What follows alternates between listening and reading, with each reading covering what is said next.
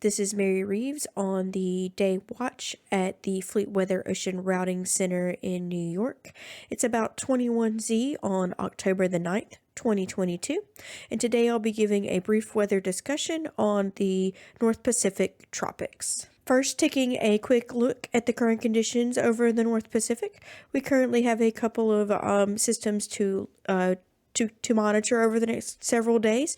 As we have in the Western Pacific, we have 98W located just east of Manila, and then in the Eastern Pac we do have Tropical Storm Julia, who is currently on the western coast of Nicaragua and is expected to move into the Pacific. So now looking at the West Pacific, you can see we do have highlighted by the Joint Typhoon Warning Center in Hawaii as 98W just west of Malia as a low chance. So looking at that using the 12Z GFS model run, you can see that we do have this broad monsoonal trough region with two areas of low pressure, Invest 98W, and then another secondary system which has been getting the denotation of 97W, but it's overall a very broad monsoonal trough with ridging to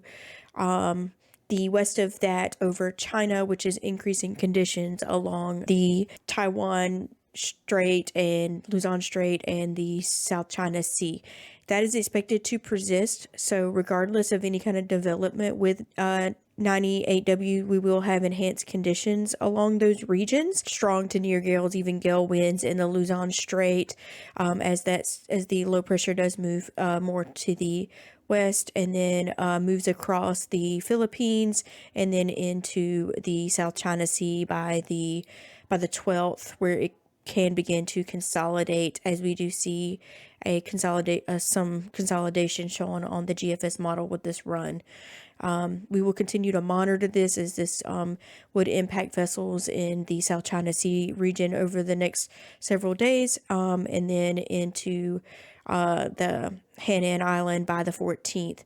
So now switching over to the Eastern Pac, we do currently have Tropical Storm Julia just along the western coast of Nicaragua, with maximum sustained winds of 60 miles per hour according to the National Hurricane Center.